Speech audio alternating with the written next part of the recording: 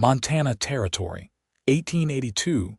The morning her third husband was lowered into the frozen ground, Helena Everhart stood silent in the snow while the townsfolk whispered just loud enough for her to hear. They say she's cursed. 3 husbands in 7 years. All dead. She walks with death at her back. Helena did not cry. She had stopped crying after the second one. The third just left her hollow, like something in her had finally stopped hoping. She kept her black gloves on even after the funeral ended and the wind bit through her coat. She turned only when the last shovel of dirt was tossed over the pine box. Her son, Thomas, barely 12, stood beside her, clutching her hand in his. His jacket was too thin. He had outgrown it last fall, but she had not dared ask the storekeeper for credit again. Her daughter, Tessa, barely 10, stayed quiet beside her, eyes cast down. No one offered them a ride home. They walked, 3 miles, through the snow. By nightfall, Helena scraped together a fire in the stove and sat beside it, her children asleep on either side of her. She stared into the flame, her mind empty. Her heart had given what little it had left to the earth that morning. When the knock came on the door the next day, she thought it was another neighbor coming to ask if she was moving, or worse, offering condolences they did not mean. But it was not a voice she recognized. "You Helena Everhart?" the man asked.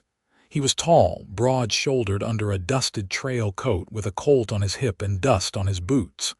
His horse was tied just outside the gate, steam rising from its flanks. "I am," she said, not opening the door all the way. "I'm Preston Whitlow. Came from Miles City on word there's work and land here. Heard tell there's a widow with 2 kids needin' help keeping a homestead afloat." She narrowed her eyes. "And who told you that? Your brother," he said. "James Everhart. Said you would never ask for help, but you would sure as hell need it." Helena's hand stayed on the door. "James died 3 years ago." Preston's brow furrowed slightly. "Then I reckon someone lied. Or maybe it was just a story passed around a saloon. Either way, I am here now. And I can work." She studied him. His face was weathered but kind. Early 30s. A man who had seen things, maybe carried some of his own ghosts, but not cruel. "I do not have money to pay you," she said. "Not askin' for money," he replied. "Just a dry place to sleep, a few meals, and a fair chance to prove I am worth keeping around." Helena looked back at her children, still asleep in the loft, then at the stove, which was running low on wood. Then at the fields, still frozen, and the barn, where the last of their livestock had been sold off before winter. She stepped aside. "You can sleep in the barn." He nodded once, then headed that way without another word. That night, while Thomas helped split firewood under Preston's steady instruction, Helena stood by the fence and watched. The boy was smiling for the first time in months. She could not remember the last time he had spoken more than 2 words in a row. Inside, Tessa was brushing out her doll's hair. The girl had not asked for food or for her father or why another stranger was here. She had stopped asking questions last winter. Helena sat up late that night, staring into the fire again. She did not believe in curses, not really. But when 3 men you love die before the age of 40, and you are left with 2 children and a farm that barely survives each winter, it is hard not to wonder. In the morning, Preston had already mended the barn door and chopped enough wood to last the week. He had also fixed the broken hinge on the gate and set traps along the tree line. "You do not waste time," Helena said. "I do not like sittin' still," he replied, brushing snow from his gloves. "You got hens. Coyotes got them 2 months ago." He looked toward the woods. "I will handle that," she frowned. "Why are you really here, Mr. Whitlow?" He met her eyes. "Because I heard about you. Heard folks whisperin' the way they do, sayin' you were cursed, that every man who gets close ends up buried, and I thought." If that is true, then maybe I am the one who breaks it. She stared at him, stunned. He smiled just a little. Besides, I like a woman who fights for what is hers. Helena blinked. You do not even know me. I know enough. You buried 3 husbands and still keep your children warm. You keep going, that says more than any story. She had no words. No one had spoken to her like that in years. No pity, no fear, just steady truth. He tipped his hat and walked off toward the traps. Over the next weeks, Preston worked from dawn past dusk. He patched the roof, helped Thomas dig out the well after it froze, carried Tessa on his shoulders when her boots wore through. He never asked for thanks, never asked for anything. Helena watched from the porch most days, arms crossed, heart cautious. But one night after supper, when Tessa had gone to bed and Thomas was reading by the fire, she caught Preston outside staring up at the stars. "You are not scared," she said, stepping beside him. He shrugged. "I have been through worse. You say that like you have known war." "I have," he said. "Fought in Tennessee, watched men die, saw women lose everything. When I came west, I swore I would help build something instead of tearing it down." Helena looked up at the stars too. "I swore I would never love again." He turned his head. "I am not asking you to, not yet. But you are waiting for me to." He nodded once. "When you are ready." She swallowed hard. "If you die, I will not," he said. "But if I do, it will not be because of you." She looked at him then, really looked, and for the first time in years the fear inside her loosened its grip. "You are a fool," she whispered. He smiled gently. "Maybe. But I would rather be a fool beside you than a smart man somewhere else." She walked back inside without another word, but that night she dreamed of warmth, not snow, and in the morning she found herself hoping again. Just a little. By early March, the thaw had begun.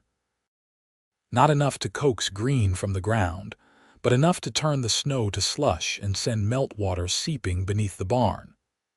Helena stood at the back door, apron damp from wringing, her hands raw from scrubbing the last of the winter soot from the stovepipe.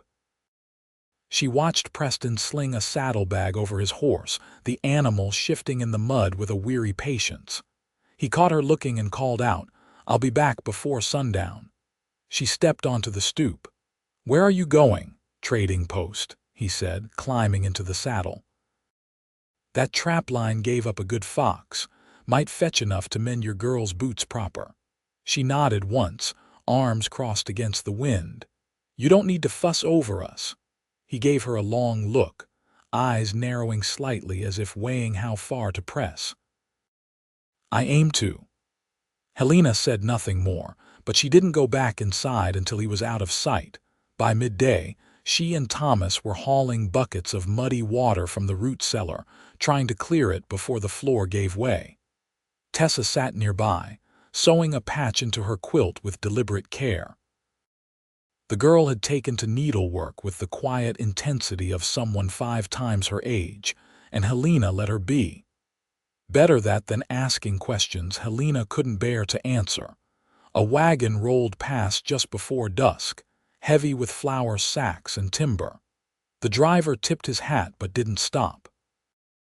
Helena watched it disappear down the road, then turned back toward the barn where Preston's horse was just returning, lathered and limping. He swung down stiffly, one hand pressed to his ribs. "Got jumped," he said. "2 fellas near the creek. Thought I looked worth robbing." She went rigid. "You're bleeding." "Not bad," he said, though his shirt was torn and dark near the hem. "Got one in the ear, the other ran." She stepped closer, voice low and tight. "You should have taken the rifle. I didn't think I'd need it just for a trade run." Helena grabbed his arm and tugged him toward the house. "You think wrong, then." Inside, she stripped the bloody cloth from his side, scowling at the shallow but angry gouge. "You'll need stitches." "I've had worse," he muttered, wincing as she poured whiskey over the cut. "You're not impressing anyone." He looked at her from under lowered lashes. "Wasn't trying to." Her jaw tightened. She sewed in silence, threading the coarse needle with the steadiness of someone who'd done it too many times before. When she tied off the last stitch, he caught her wrist gently. "Thank you." She pulled away. "Rest. You've done enough for today." Preston didn't argue, just leaned back against the wall and closed his eyes. His breathing steadied as the wind howled outside, pushing against the old boards of the house. Later, when the fire had burned low and the children were asleep, Helena sat beside him, her hands folded in her lap. He stirred but didn't open his eyes.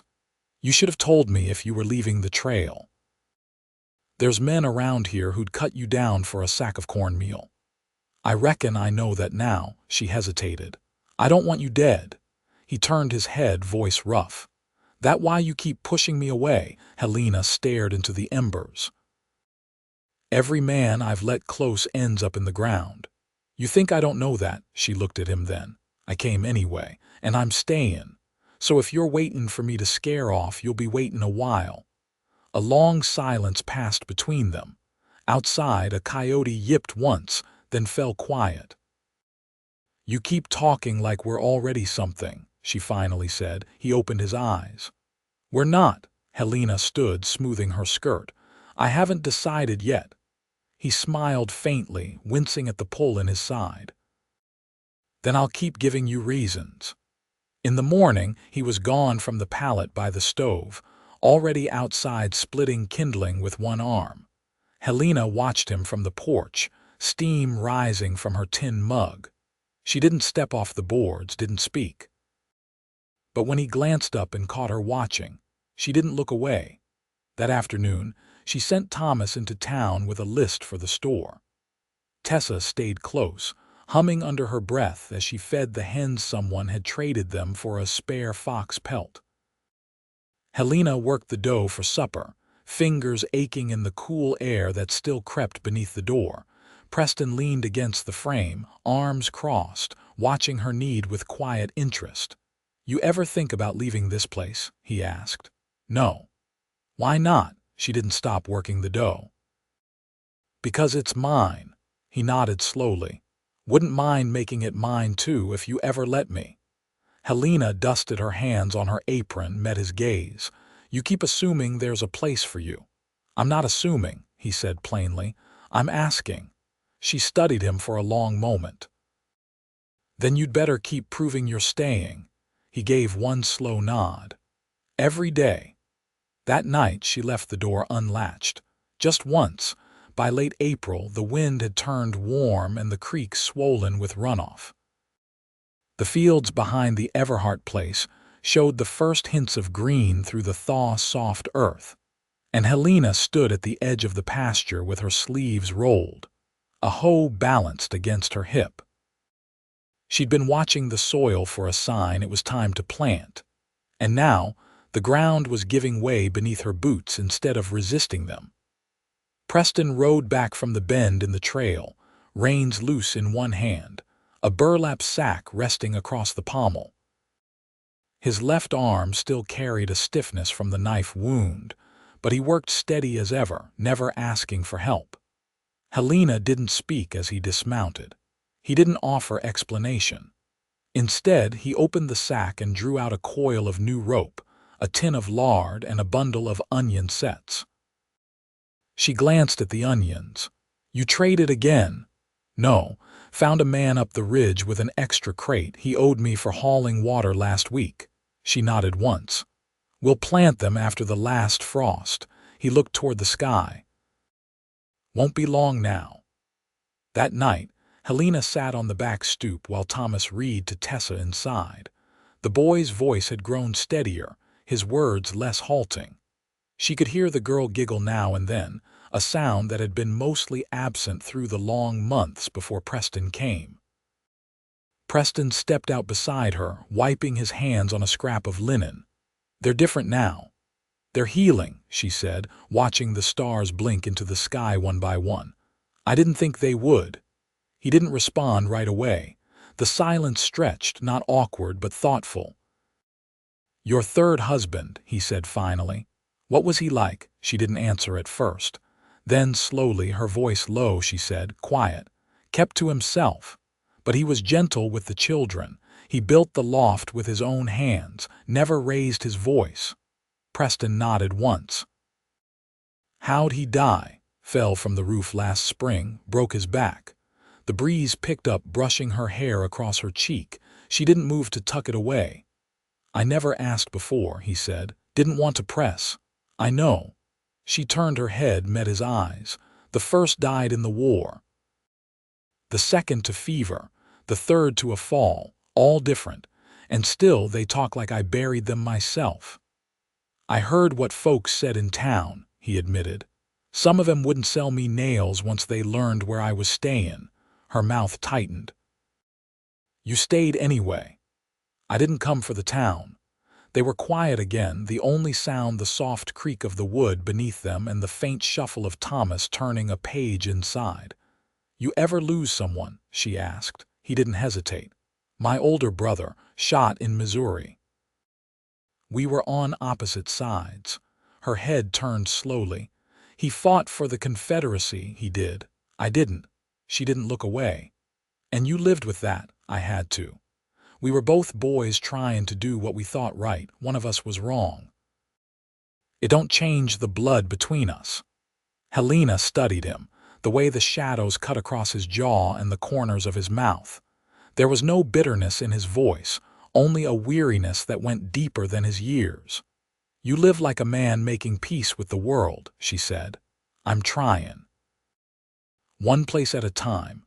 She stood then, brushing off her skirt. Come inside. It's late. He followed without a word. That Sunday they rode into town together for supplies, Preston walking beside the wagon while Helena held the reins. She hadn't gone since the funeral, and the streets felt too narrow, the stairs too pointed. Thomas and Tessa stayed with a neighbor woman who owed Helena a favor, a rare arrangement she'd never asked for until now. Inside the store, Preston kept his hand near hers but never touched. She moved through the aisles with purpose, her list memorized. Flour, salt, soap, thread. He added a tin of coffee and 2 strips of cured meat, paying out of his own pocket without asking. At the counter, the shopkeeper looked between them, his mouth tightening. Thought you were smarter than this, Whitlow. Preston's voice didn't shift. Reckon I'm smart enough. The man's eyes slid to Helena. You think this one'll fare better than the others? Helena didn't flinch. I think it's none of your concern. The man scoffed, but said no more as she gathered her things. Outside, Preston helped her into the wagon but said nothing until they were well out of town. I can take the next trip alone, he said. I'm not afraid of them. He looked over, not at her hands or her mouth, but her face steady and clear despite the flush on her neck. I know you're not, he said softly. They rode the rest of the way in silence, the wagon wheels creaking beneath the weight of their choices. That night, Helena set a second place at the table without thinking. When Preston sat, she didn't look away. Later, after the children had gone to sleep, she opened the back door and found him standing under the moonlight, sharpening a blade on a whetstone. I've made peace with the past, she said. He didn't turn. That's so. I buried who I had to. I mourned them, but I don't believe I'm cursed. He straightened, the knife still in his hand. What changed your mind? She stepped onto the porch. You keep showing up. He nodded once slowly. If you let me stay, I will keep showing up. Not just when the roof leaks. Her heart beat hard enough to feel in her throat. I don't need a savior. I'm not one. I'm just a man who wants to be beside you. She stepped closer, the night cool on her skin. Then let's break the curse. He set the blade down gently. All right, he said. We'll break it together. And when she reached for his hand, he took it without hesitation.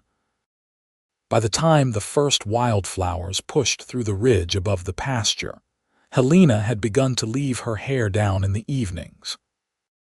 She didn't speak about it, and Preston never drew attention to it. But he noticed how the loosened strands caught along her collarbone when the breeze shifted. how she no longer tied everything back so tight like she was holding herself together with twine. She still moved with purpose, still kept order in the home and the fields, but there was a quiet in her now that hadn't been there before. Not the silence of grief, something softer, something earned.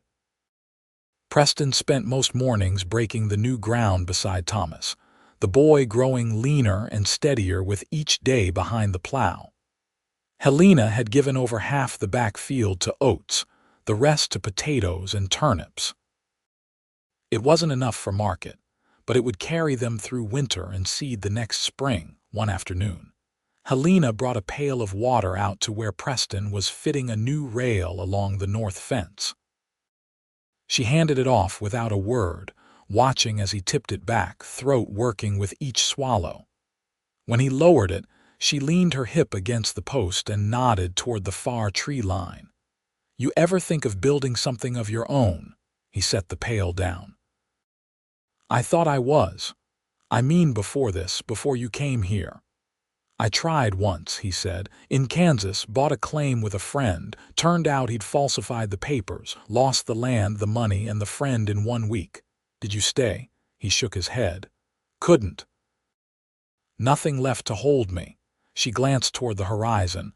"I've never lived anywhere but here, I figured." "Does that make me small?" "No," he said. "Makes you rooted." She looked at him then, something unreadable passing through her gaze. "You'd stay here if I asked. I ain't moving again unless you ask me to." She turned back toward the house, voice low. "Then you'd better finish that fence." That night, a storm rolled in from the west, thunder low and steady like hooves far off. The rain came slow at first, tapping the tin roof like drumming fingers. Helena sat at the table, patching Thomas's trousers while Tessa dozed against her side. Preston sat across from her, whittling a handle for the hoe that had split at the grain. "You ever think of marrying again?" she asked without lifting her eyes. He set the knife down. "I've thought of it," she nodded. "Would you want children?" His voice came quiet. "I'd raise yours like they were mine if you let me." She looked up.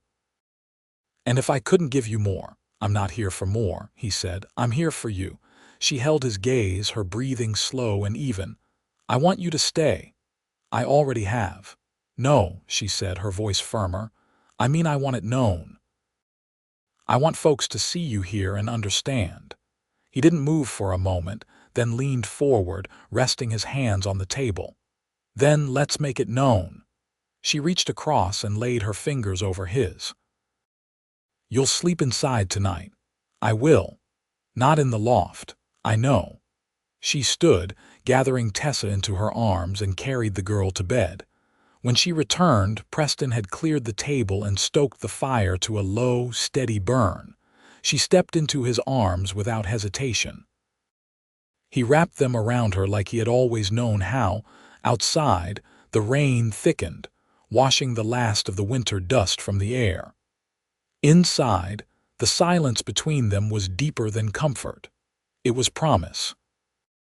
In the morning, as the field steamed beneath the first strong sun of May, Helena opened the door and stood with her hand resting on the frame. Preston came behind her, his palm settling against the small of her back. She didn't speak, but she leaned into him just slightly and let her eyes close. Whatever came next, they would face it together, and the curse, if there ever was one, was broken. The wedding was held in the orchard behind the house, where the apple trees were just beginning to bloom. Their blossoms hung pale and trembling like breath held too long. Helena wore a dress of deep blue calico she'd sewn herself. The sleeves let out to fit her arms more comfortably than they had in years. Preston stood beside her in a clean wool coat Thomas had brushed the dust from that morning. They didn't invite the town. The only witness was the neighbor woman, Widow Mason, who brought her own Bible and a firm voice. Tessa carried a small sprig of wild yarrow she'd picked from the creek bend, and Thomas held the ring, a simple band of gold that had belonged to Helena's mother. Preston's hand was steady when he took hers. "You sure?" he whispered before the final words were spoken. Helena looked him full in the face. "I've never been more." They said their vows with quiet certainty, the kind that came not from promise but from having already lived the truth of them. When it was done and the paper signed, Helena kissed him with both hands on his face, and neither of them looked away. That night, the children slept in the loft while Preston and Helena shared the narrow bed she had once lain in alone.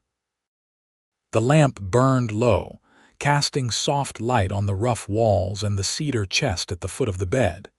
He traced the curve of her shoulder with a reverent patience, and she let herself breathe deep for the first time in years. "Tell me something I don't know," she said into the quiet. "When I was 13, he said, "I fell from a tree and broke both ankles. Took me all summer to walk again. That's why I limp when I'm tired." She smiled into the pillow. "I thought it was the war." "I let folks think that," he murmured. "Makes me seem meaner than I am." She laughed softly, low in her throat. "You're not mean. I can be stubborn," he said. "But only when it counts. I'll keep that in mind." In the weeks that followed, the days stretched longer. The oats came up green and strong, the turnips pushing through in thick rows. Preston built a smokehouse beside the barn and taught Thomas how to cure meat with salt and hickory. Helena added a second row of beans near the back fence and began saving eggs to trade for sugar and lamp oil. Tessa took to following Preston when he worked, asking about every tool, every piece of wood, every sound the wind made. He answered each question with patience, never once shooing her away. One afternoon, Helena found them sitting in the dirt, Preston showing her how to tie a square knot with a length of twine. "You're going to spoil her," Helena said. "She deserves it," he replied without looking up. Helena didn't argue. One evening near midsummer, they sat beneath the porch roof while lightning danced far off in the east. The air smelled of warm earth and wild sage, and the night was thick with cricket song. "You ever miss the road?" she asked. He shook his head. "Not once since I stepped off it. You never say much about the war. There's not much in it worth remembering." She leaned back against the post. "But it made you who you are. It taught me what kind of man I never wanted to be again." She turned toward him. "And who are you now?" He looked at her, slow and deliberate. "I'm the man who wakes up beside you and thanks God for it." She reached for his hand, lacing her fingers through his. "Then I reckon we're both where we belong." By the first frost, the cellar was full, the barn roof sealed tight, and the hearth never went cold. They added a second cot to the loft so Thomas and Tessa wouldn't crowd each other. Helena taught her daughter to piece quilts from worn shirts, and Preston carved her a hoop to stretch the fabric tight. They read aloud most nights, the fire crackling beneath their voices. That winter, Helena made cinnamon loaves with the last of the flour and dried apples. Preston surprised her with a comb carved from bone, its teeth smooth and even. She ran it through her hair before bed while he watched, silent, eyes warm. "You're staring," she said. "I'm memorizing." Spring came again, soft and tentative, and Helena found herself humming while she worked.